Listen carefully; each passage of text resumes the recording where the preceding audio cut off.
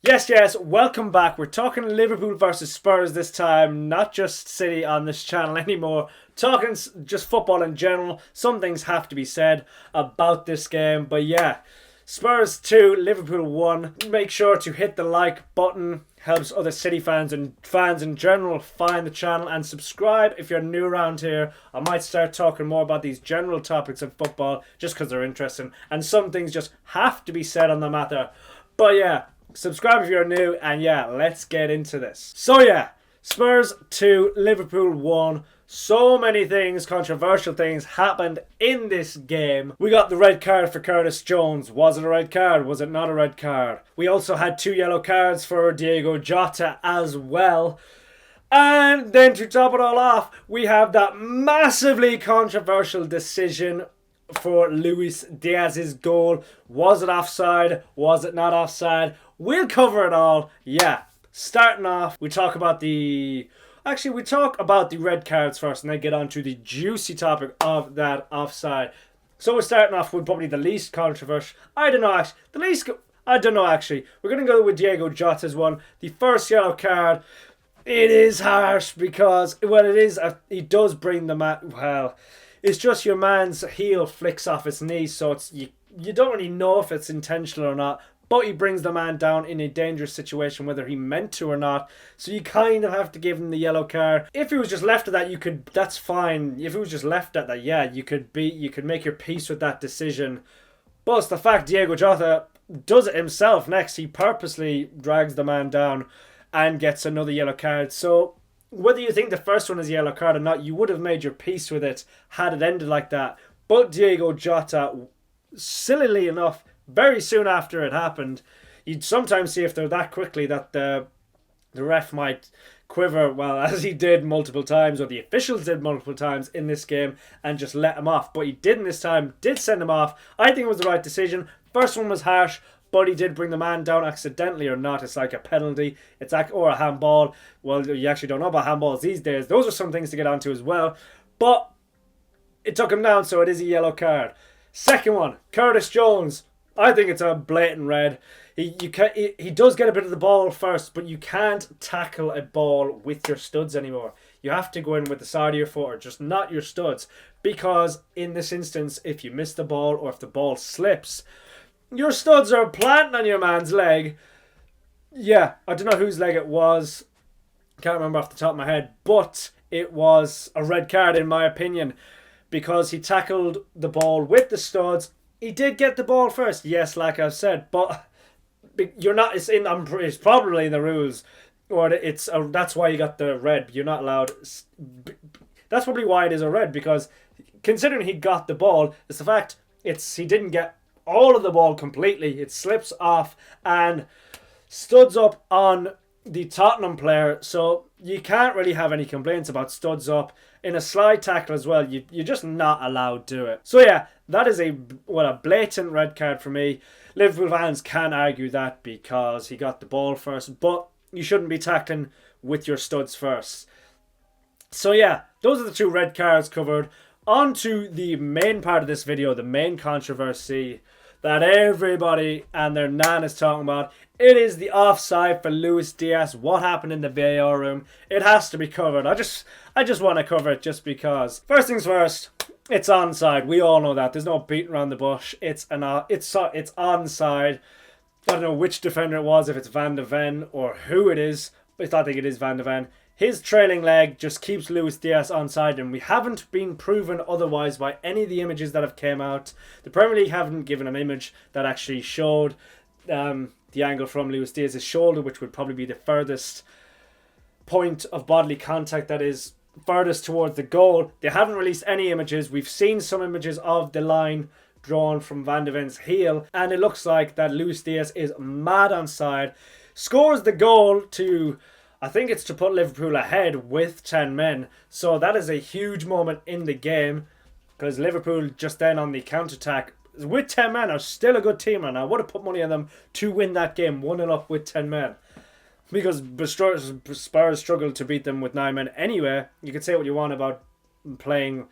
It's more difficult against 9 men because they'll camp back, but 9 men It's a little bit different to 10 men because Liverpool with 10 men would probably attack the game or counter attack to way more effect because because Spurs would always have the ball and Liverpool's counter attack is illegal. It should be illegal. Mohamed Salah on the counter attack is not fair because it would have brought on Darwin Núñez, who's quite good on the counter attack as well, as you saw against Newcastle, where they were also down at 10 men and came back to win. So if they'd gone ahead first in this game, they probably would have won it. Let's be real.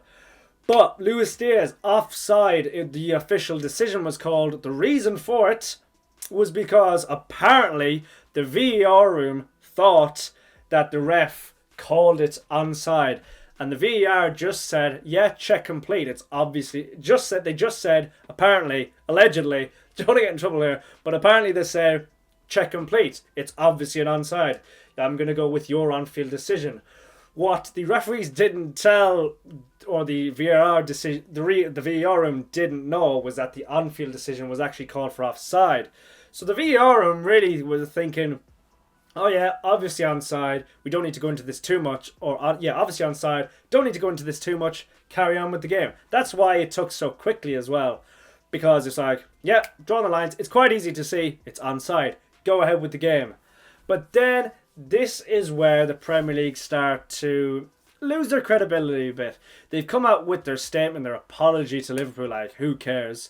Liverpool don't care about that. They're crying about it. But we all will cry about it if it's our team. But actually, do you know what?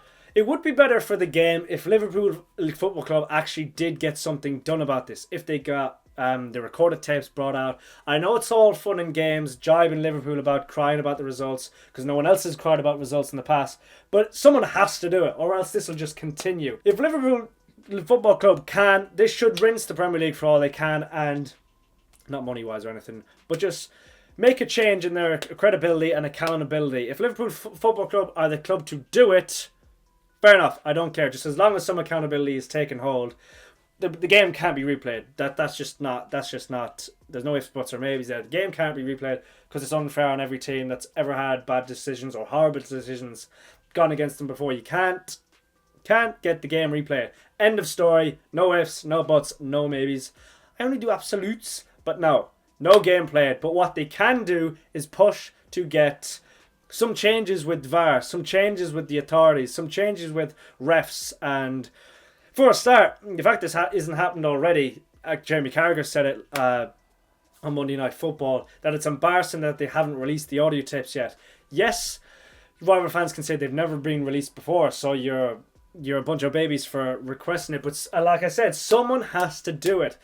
Whether it's Liverpool Football Club, we all hate them, we all like to laugh at them, but if they're the ones to do it, so be it. It'll be a positive for us as a football industry in this country for the future. Get those tapes released, then it will, some accountability has to be taken.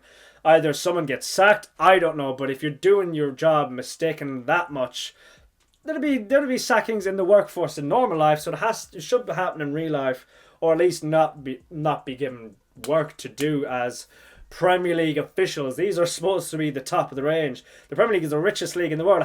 It should have the money for the greatest refs in the world. But we have these mistakes on such a regular basis. It's phenomenal. It's actually mind-boggling. Maybe the Premier League want so much controversy for it to be talked about loads for entertainment purposes. There's no such thing as bad press, you know what I mean? People will then watch, yeah, maybe that's the case. There's no such thing as bad press. But what they should do in this instance, they should release the audio tapes. What was told to the VAR room, what was conversed with the referee, is the reason they're not releasing those is actually because it makes them look worse than they're projecting, and that this whole check complete and they thought the ref thought it was onside is actually a hoax, and there's a little bit of corruption going on. I don't know. I wouldn't be surprised. I don't know if I'm not sure if there's an agenda against Liverpool Football Club. I doubt it. I don't know if there's an agenda against many clubs, bar Manchester City, obviously. Biasness, obviously. But I don't know about that either. Actually, well, that's a different opinion. But refs having accountability. There's accountability with players. There's accountability with managers. Fines, bans, etc. If you have too many yellow cards, you're banned. Alexis McAllister could be getting banned now for just tweeting that Spurs play with 10 men. He should really just say it was human error. Then he meant to say 12, he meant to say 11, not 12. Because apparently that excuse works for the Premier League and the refs. But when players do it, it's, oh, you're getting banned, wages docked, not playing the next games. So there's accountability for all these. There's accountability for clubs. There's accountability for players. Accountability for everyone, barring match officials. Oh, maybe you won't play next week. You won't ref next week. And that's not that big of a consequence in relation to points dropped for Liverpool Football Club. Potentially affecting them in title races, trophy-wise, revenue-wise, where they finish in the table.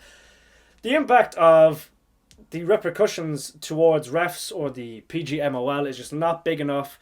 They're not transparent enough either. Like I said, they should release the tapes and videos. The fact they haven't already, they could just end up doctoring some audio footage now and then pushing it out. You know, the AI nowadays, you'd almost have to see the video of them speaking and be able to see their lips say the words to actually believe what the video would be at this stage now. You'd never know what they'd put out, the Premier League being the Premier League.